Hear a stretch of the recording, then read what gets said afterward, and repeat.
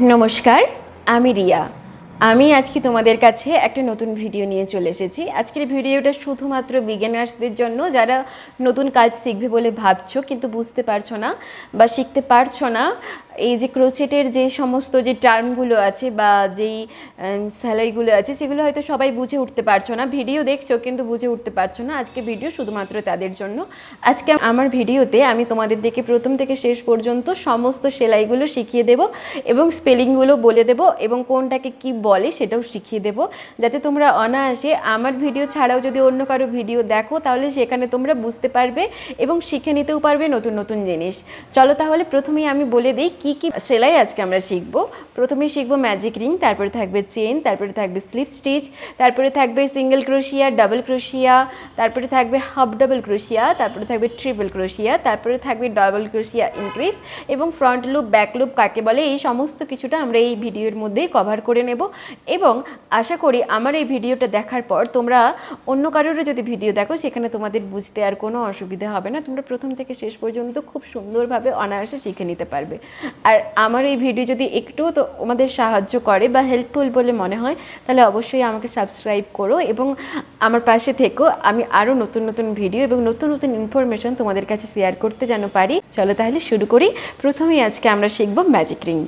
প্রথমেই তাহলে আমরা ম্যাজিক রিং দিয়ে শুরু করব। ম্যাজিক রিং কীভাবে বানাতে হয় দেখে নাও। প্রথমে এই যে আমি এই উলটা নিলাম, উলটাকে কি করতে হবে, এই যে ফার্স্ট যে আঙুলটা আছে এটাতে আমি প্রথমে এই উলটাকে ঘুরিয়ে টাইট দিয়ে নেব। এটা আমাদের টাইট দেওয়ার কাছে ব্যবহার হবে এই আঙুলটা। এবারে কি করব, এই যে মিডিল আঙুল আছে এই মিডিল আঙুলের মধ্যে উলটাকে ঠিক এভাবে নেব। হলো, এভাবে নেওয়ার পরে হুকটাকে এটা দিয়ে ঢুকিয়ে এদিক থেকে এনে চেনটাকে এখান থেকে ক্লোজ করে আবার একটা চেন বানিয়ে নেব। দেখো এটা হয়ে গেল ম্যাজিক রিং। এই ম্যাজিক রিংয়ের মধ্যে আমরা কাজ করব। এই ম্যাজিক রিং ক্লোজ করলে ক্লোজ হবে এবং বড় করলে বড় হবে। ওকে, এটাকে ধরে টানলে ক্লোজ হয়ে যাবে, এটাকে ধরে টানলে ক্লোজ হবে, আর এটাকে টানলে বিগ হবে, বড় হবে। ঠিক আছে, বোঝা গেল ম্যাজিক রিং কেমন হয়। এবারে আমরা শিখব চেন। চেন করার জন্য প্রথমে কি করতে হবে, একটা স্লিপ নট বেঁধে নিতে হবে। স্লিপ নট কীভাবে বাঁধছি দেখো, ঠিক এভাবে উল্টাকে ঘোরাবো, দিয়ে এটাকে এর মধ্যে দিয়ে টেনে নেব। এবারে স্লিপ স্টিচটাকে কী করতে হবে, এই যে হুকের মধ্যে ঢুকালাম। আর আমাদের ক্রোশে কাজ করার জন্য প্রথমে চেন শেখাটা খুব জরুরি, না হলে আমরা কাজ করতে পারবো না। ঠিক হলো, এবার এই যে চেন হলো, চেনের মধ্যে এই যে চেনটা কীভাবে বানাচ্ছি দেখো, এই যে হুকের যে ওপরটা আছে উপরে এটাকে এর মধ্যে ঢোকাবো, ঘোরাবো, এদিক দিয়ে বের করব, হয়ে গেল 1 চেন। আবার এদিক থেকে ঢোকাবো, বের করব 2 চেন, আবার ঢোকাবো, বের করব। এরকমভাবে আমরা চেন করে করে যাব। ঠিক আছে, বোঝা গেল। এই যে চেন দেখো, চেন দেখতে ঠিক এরকম হবে, ভি এর মতো দেখতে, বোঝা গেল। এবারে আমরা শিখবো স্লিপ স্টিচ। স্লিপ স্টিচ কীরকম হয় দেখো, এই যে হুকটা আছে হুকের মাথাটা আমরা যে কোনো একটা চেনের মধ্যে ঢোকালাম, ঢুকিয়ে এপাশ থেকে উল্টাকে টেনে বের করলাম এবং নেক্সট এর মধ্যে দিয়ে বের করে নেব, এই পরের উল্টার মধ্যে দিয়ে, ব্যাস হয়ে গেল এটা স্লিপ স্টিচ। আরেকটা দেখাচ্ছি দেখো, যে কোনো একটা চেনের মধ্যে দিয়ে ঢোকালাম, উল্টাকে এদিক থেকে টেনে বের করলাম এবং ফিরসে এটা দিয়ে বের করে নিলাম, হয়ে গেল এটা স্লিপ স্টিচ। বোঝা গেল, এটাকে স্লিপ স্টিচ বলে।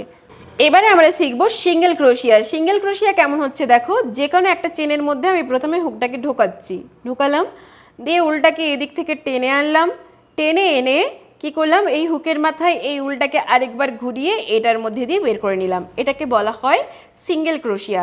দেখো আবার দেখাচ্ছি, একটা চেনের মধ্যে হুকটাকে ঢোকালাম, দিয়ে উলটাকে এখান থেকে গলিয়ে বের করলাম এবং এই যে দুটো লুপ হলো, দুটো লুপের মধ্যিখান দিয়ে এই উলটাকে টেনে বের করে নিলাম, বোঝা গেল।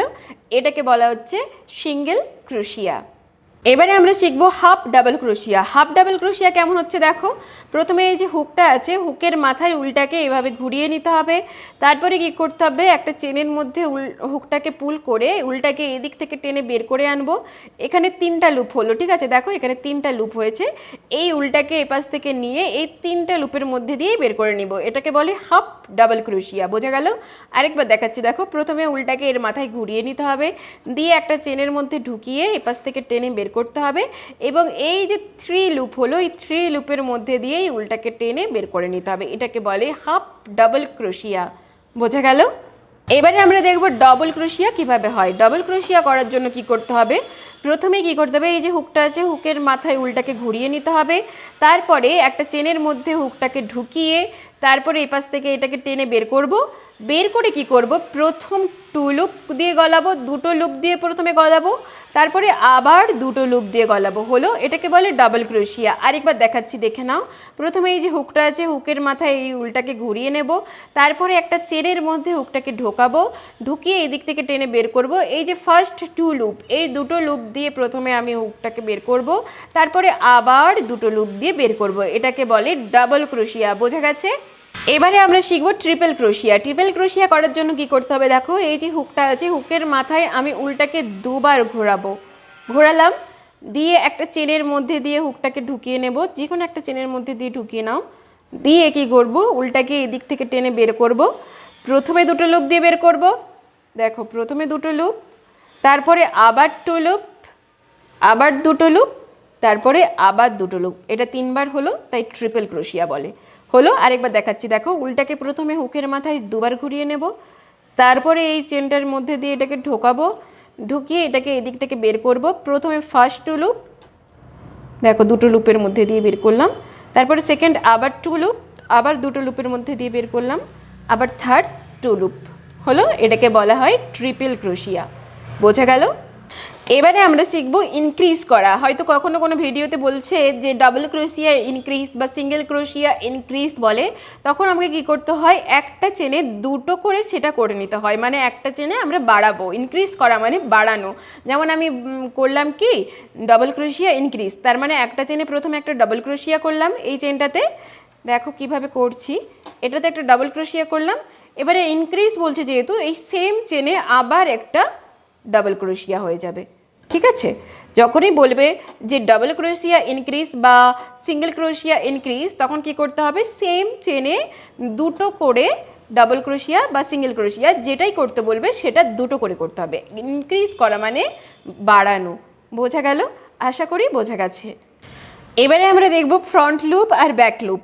এই যে একটা চেন হয়েছে দেখতে পাচ্ছ, এই যে আমি একটা চেন বানিয়েছি, এই চেনের মধ্যে এখানে 2টো সাইড আছে, এই যে ভি টাইপের যেটা হয়েছে এগুলোকে বলা হচ্ছে ভি চেন। ঠিক আছে? এই চেনের এই সামনের দিকটাকে বলা হয় ফ্রন্ট লুপ, আর এই পেছনের দিকটাকে বলা হয় ব্যাক লুপ। যখন কেউ বলবে যে না আমরা ব্যাক লুপে কাজ করব না, আমরা ফ্রন্ট লুপে কাজ করতে হবে, তখন এই লুপটাতে কাজ করতে হবে, এবং ব্যাক লুপ বলে এই লুপটাতে কাজ করতে হবে। বোঝা গেছে? প্রতিটা চেনের ফ্রন্ট লুপ এবং ব্যাক লুপ আছে।